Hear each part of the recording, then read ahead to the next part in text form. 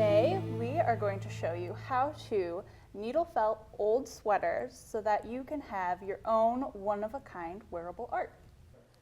So I've got my sweater here. As you can see, it's got some holes in it. So while I might not want to wear it to work as is, by needle felting the holes, I can make something that's wonderful and unique and one of a kind and save a sweater that might otherwise get thrown away. First, what I'm going to do is grab my foam, which has a nice little case here, and put it inside the sweater. It's very important to put it in between the layers of the sweater because otherwise you'll end up felting it together and it'll be really hard to put on. So I've got it positioned there with my holes. Now I'm going to use a cookie cutter. You can freeform it as well. I'm just not very good at freeform felting, and I like cookie cutters. They make it easier. You're less likely to hurt yourself when you use them because they have sort of a barrier, so they're really good for people who are just starting out felting. Now I have two cookie cutters here that might be good. I have a cat that I could use that's about the right size for covering up both holes at once, and I have a heart. I'm going to go with the heart because it's got sort of less fiddly bits that I'm going to have to worry about. When you're picking cookie cutters for needle felting, it's easier to do simple shapes. You can use a more complicated one like the cat where you've got the little pointy ears, the tail, but it's going to take a little bit more work because of those details. So let's start with the heart. I'm going to put it a little off like that, make sure it's covering both of my holes. So next I need to pick out my roving. I'm thinking this pink will look really nice on this camel brown. So I'm going to grab off a little bit of that and I'm just going to stuff my cookie cutter with it. Now you can always add wool, but when you felt it, once it gets to a certain point, you really can't take it away. So I'm just going to put one layer on my sweater, just like that. And then I'm going to grab my needles and I'm going to start by gently felting around the edges of the heart.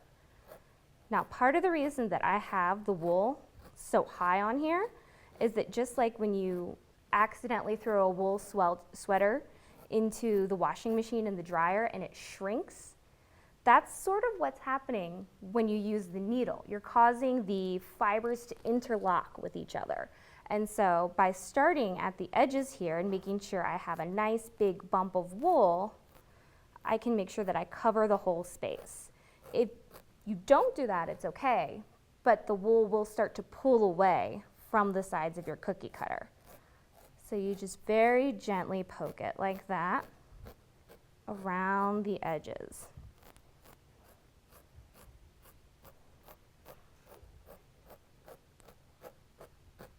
There we go. And part of the reason that you want to use a foam or something underneath your needle is not just so you don't break it, but also you're literally pushing the fibers through the sweater and into the foam.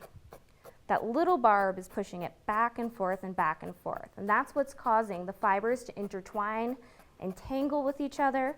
And wool has little tiny microscopic scales on it, and the reason that it felts is because those scales interlock with one another. All right, so I think I've kind of got the edges pretty well done. So to make my life a little bit easier, I'm going to grab this large felting tool. And I'm going to very carefully felt inside the heart like this.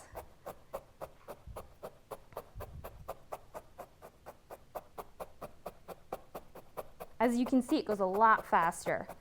The more needles that you can use at once, the faster it's going to be to felt. But with this tool, I can't necessarily do the detail that I can do with the little needle. There we go. How's it look? I think it looks good. All right. Now one thing that you'll notice is that it'll look good in the cookie cutter, but then when you take it off, some of the corners, like this top part of the heart there, that little divot, aren't going to be as well defined. So I'm going to take off my cookie cutter, grab my single needle, and very gently, without hurting myself, poke it into place. This way I can make that heart a little bit more well-defined.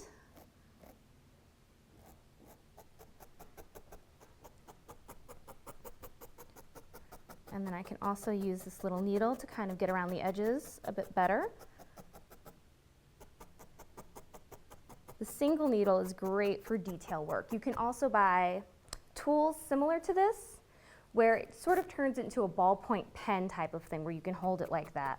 But honestly, I think it's just fine to use the needle in your hand. For me, it doesn't make that much of a difference, but you might find it more comfortable to use one of those tools. All right. So we've got a good start here, and as you can see, we have a cute little heart. We no longer have holes on the sweater. And this is going to be a really fun start to a fun sweater. I'm not just going to cover the holes. I can do other designs elsewhere. I can add other colors on top if I want to. I have some really pretty variegated roving. I might do some other hearts using this pretty roving on here to give it a little bit more interest into the sweater. In fact, I think I might put just a little bit of this really pretty sort of purpley blue in the heart, just sort of around the edges to give it a little bit more definition. One of the nice things about felting is that you can layer it like this. So you can create some actually pretty intricate designs. One thing to remember though is that you are adding this on top of the sweater. So it will make the sweater thicker. So once again, I'm going to grab my single needle. I'm going to very carefully put it in place around the edge there. All right. Now later, I'm going to take my sleeve, and there's another big hole on there, as you can see. And when I needle felt that, I have a smaller piece of foam that I can slip into the sleeve. So if you're needle felting sweaters, it does pay to have different sizes of foam so that way you can fit it into all those little nooks and crannies and bits and pieces of the sweater.